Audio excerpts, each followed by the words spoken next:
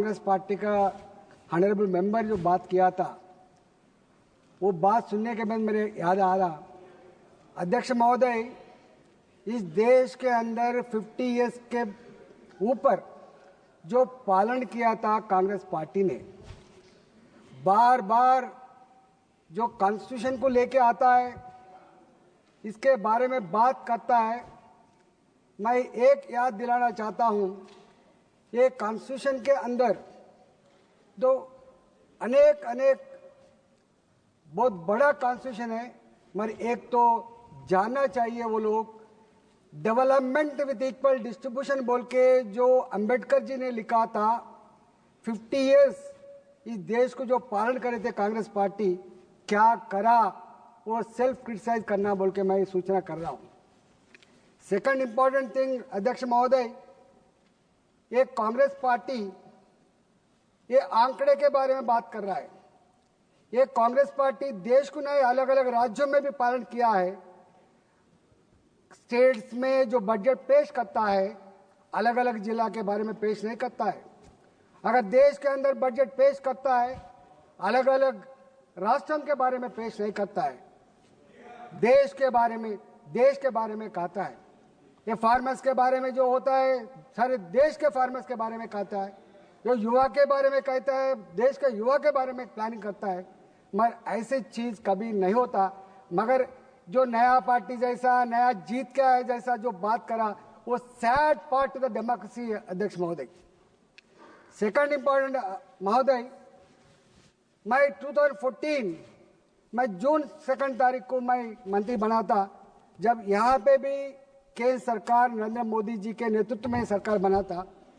पहले meeting all मुख्यमंत्री से जो मीटिंग हुआ था दिल्ली में, नरेंद्र मोदी जी ने एक ही काम बोला था, एक ही बात बोला था, राज्यों का विकास में ही, स्टेट्स का विकास में ही देश का विकास होगा।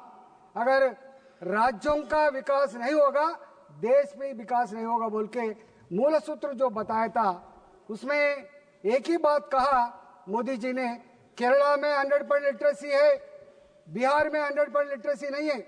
जो स्टेट्स के अंदर वो गवर्नमेंट उनका प्रायोरिटी के हिसाब से डेवलपमेंट करना चाहता है, ये टैक्स डेवल्यूशन 2014 तक जो टैक्स डेवल्यूशन 32% था, मोदी जी सरकार आने के बाद राज्यों में विकास होना बोल के 42% टैक्स डेवल्यूशन में 42% अलोकेशन करके रेवोल्यूशनरी चेंजेस लाया था अध्यक्ष महोदय।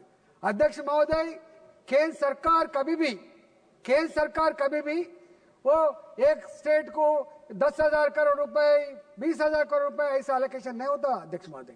मैं देखा हूं, मैं भी 6 साल मैं इधर आके फाइनेंस मिनिस्टर के पास अनेक दरखास्त दिया था अध्यक्ष महोदय, मगर ऐसा नहीं हो सकता। टैक्स डेवल्यूशन आता है स्टेट्स के बारे में।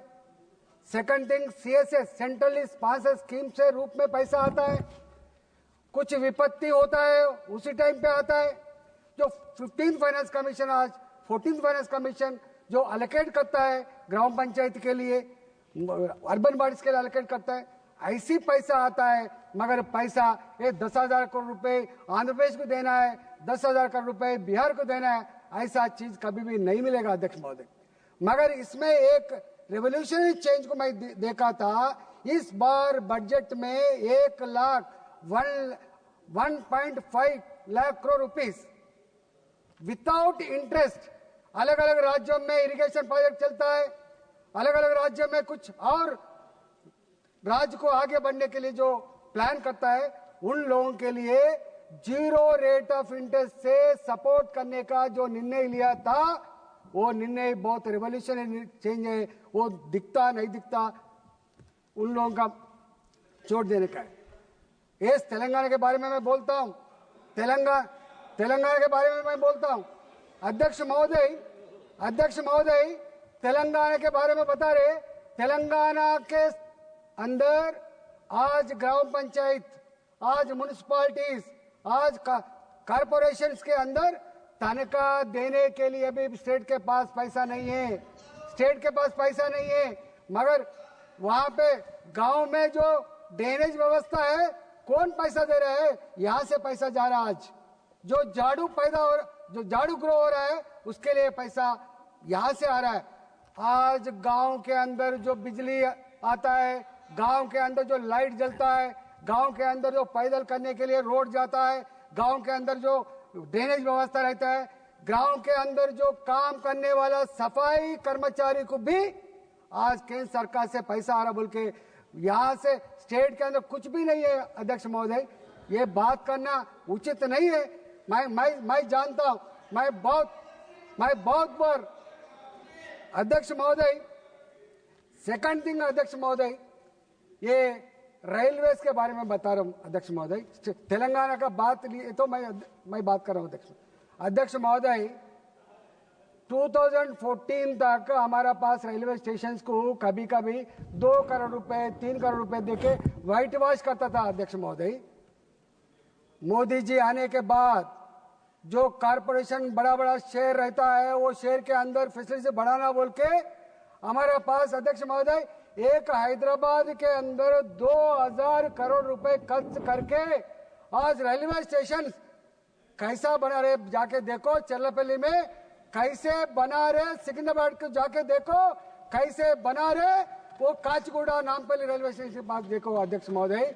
2000 करोड़ रुपए, 2 करोड़ नहीं। परसों मैं सोमन्ना आया था, हमारा रेलवे मिनिस्टर इनाग्रेट करते टाइम पे अध्यक्ष महोदय रेलवे स्टेशन बना था 450 करोड़ रुपीस, मगर वहां पे मिनिमम फैसिलिटीज बनाने के लिए सरकार को स्टेट गवर्नमेंट को पूछे तो state government 50 crore rupees 100 crore rupees देने के लिए तैयार नहीं है अध्यक्ष महोदय। मैंने सोमन्ना जी को पूछा अध्यक्ष महोदय, मैं सोमन्ना जी को पूछा ये 100 करोड़ भी देके फेस लिफ्ट करने का कोशिश करो ना, नहीं तो ये 450 रुपीस खर्च करके जो बनाया था वो यूज नहीं आया था बोल के मैं खुद बताया अध्यक्ष महोदय। अध्यक्ष महोदय रेलवेज में तेलंगाना के अंदर सिंगल लाइन डबल लाइन बना रहा, डबल लाइन ट्रिपल लाइन बना रहा, ट्रिपल लाइन 4 वे लाइन अभी दिल्ली ट्रंक लाइन बना रहा अध्यक्ष महोदय। थाउजेंड्स ऑफ करोड़ रुपीस खर्च करके वहां पे रेलवे का बना रहा अध्यक्ष महोदय। ये बता रहे अध्यक्ष महोदय, आज स्मार्ट सिटी के नाम से, आज अमृत सिटी के नाम से थाउजेंड्स ऑफ करोड़ रुपीस आके वो टाउन पे अभी जो अर्बन एरिया में जो काम चल रहा है, फेस लिफ्टिंग हो रहा है, जो प्रजा का थोड़ा फैसिलिटीज बढ़ रहा है बोल तो यही पैसा से हो रहा अध्यक्ष महोदय। ये लोगों का पैसा नहीं है अध्यक्ष महोदय। मगर मैं एक एग्रीकल्चर के बारे में अध्यक्ष महोदय, हम जानते हैं अगर इकोनॉमी आज सर्विस सेक्टर में अब ज्यादा आता होगा टैक्सेस, अभी इनकम टैक्स में ज्यादा आता होगा, मगर एग्रीकल्चर में कितना हमको आमदनी मिलेगा मगर वो नहीं बोल सकते। मगर गवर्नमेंट आज भी 50% के ऊपर जो ग्रामीण प्रांत क्षेत्र के अंदर जो जीवन होता है वो एग्रीकल्चर से होता है सब। इसीलिए गवर्नमेंट ने फर्स्ट टाइम कभी 1 पैसा फार्मर्स के लिए दिए क्या? 1 पैसा दिए क्या? आज एग्रीकल्चर के अंदर मोदी जी सरकार एक फार्मर को इस देश के अंदर 11 करोड़ फार्मर्स के लिए जो 10,000 दे रहा है, कभी देखे कभी सोचे क्या? ये अध्यक्ष महोदय, आज हमारा government today is the era of genome, इसीलिए ये जेनेटिकल जो शास्त्र विज्ञान है वो शास्त्र विज्ञान फल फार्मर को भी मिलना बोल के आज हमारा जो गवर्नमेंट प्रयास कर रहा है। मैं एक बात तो सर, एक पेपर लिखा था, दुनिया को कई भूख लगे तो फूड ग्रेन देने का सत्ता भारत के पास है, मगर भारत को कुछ भूख लगे तो कोई देश देने का उतना साथ सत्ता नहीं है बोल के एक पेपर में लिखा था अध्यक्ष महोदय। बात बहुत बोल सकते मगर काम पे देखना जरूरी है। अध्यक्ष महोदय, मेरे को 5 मिनट टाइम दे दो अध्यक्ष महोदय। फर्स्ट टाइम करोड़ों पीपल मछुआरे देश के अंदर, इस देश के मछुआरों के लिए जो आज मंत्रित्व शाखा है सर, जो सीप के लिए जो हमारा पास जो शीप आता था राजस्थान से आता था सर, देश के अंदर वो शॉर्टेज है बोल के जो शीप का वो स्कीम लाया था, 1 करोड़ रुपए में 50 लाख रुपए केंद्र सरकार हमको सब्सिडी देता सर, मगर तेलंगाना के अंदर 200 लोग को सैंक्शन हुआ तो आज तक ये कमेटी बैठा नहीं, वो लोगों का सब्सिडी देने में सर केवल 25 लाख दिया था, सेकंड 25 लाख अभी तक नहीं दिया। 2021 से 2000 अरे मैं जाके मीटिंग लगाया था, क्या बात करते हो, मैं जाके मीटिंग लगाया था। अध्यक्ष महोदय जो अध्यक्ष महोदय मैं अनएम्प्लॉयमेंट के बारे में बात कर रहा हूँ सर। आज दुनिया के अंदर अमेरिका जैसा कंट्री हमारा भारत विद्यार्थी वहां गए तो पेट्रोल पंप में काम करके स्टडी होता था, नहीं तो सुपरमार्केट में काम करके स्टडी होता था, मगर आज अमेरिका भी कैसा निर्णय लिया हम देखा है।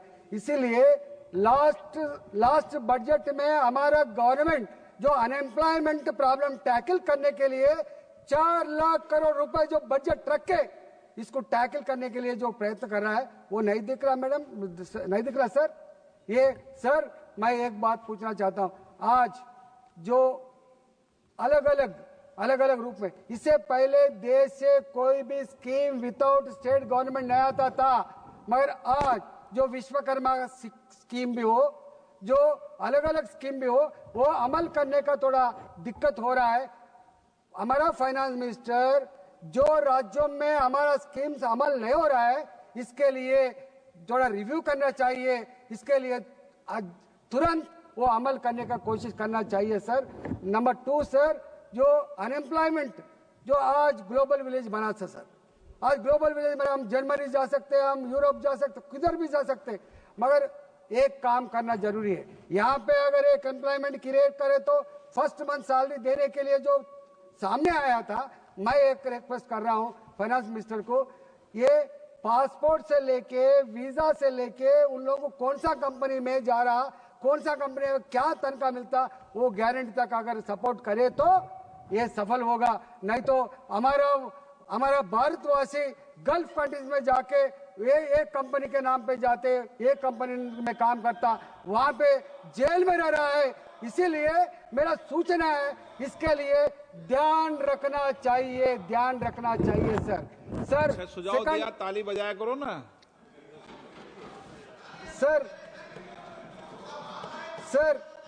सर नेशनल हाईवे कंस्ट्रक्शन हो रहा, आप जानते हैं ग्रीन फील्ड हाईवे बना रहा है, ग्रीनफील्ड हाईवे बना रहा है। ये ग्रीनफील्ड हाईवे में एक नेगेटिव थिंग क्या है साहब, हम तो समझ रहे इतना अच्छा रोड बना रहे, ठीक है बना रहे, मगर स्टेट्स के अंदर 1 एकड़ जमीन को 1 करोड़ रहा, वहां पे रजिस्ट्रेशन वैल्यू रहता 2 लाख रहता सर, 2 लाख इंटू 2.5 बोले तो 10 लाख भी नहीं आ रहा। इसलिए हमारा गवर्नमेंट जो नेशनल हाईवे स्टेट्स के अंदर जो लैंड एक्विजिशन होता है वो अलग है, मगर देश के लिए हमारे नेशनल हाईवेज के लिए, रेलवे लाइंस के लिए जो एक्वायर होता है, वो लैंड्स के लिए कलेक्टर्स को स्वेच्छा देके क्या रेट है वो रेट के हिसाब से दिए तो नेगेटिव नहीं आता, नहीं तो फार्मर्स आके दिल्ली में 10-10 दिन रह के कुछ तकलीफ हो रहा है। इसलिए वो सूचना जरूर करना चाहिए बोल के मेरा रिक्वेस्ट है सर। अध्यक्ष महोदय लास्ट चंद्रशेखर जी, अध्यक्ष महोदय इनके 7 मिनट है। अध्यक्ष महोदय धन्यवाद। अध्यक्ष जी 1 मिनट में कंक्लूड कर दो, 1 सेकंड कंक्लूड कर दो। अध्यक्ष महोदय फर्स्ट टाइम मैं देखा था तो अलग अलग राज्यों में अलग अलग प्रजा का समस्या, अलग अलग वर्ग का समस्या चंद्रशेखर जी परिष्कार करने के लिए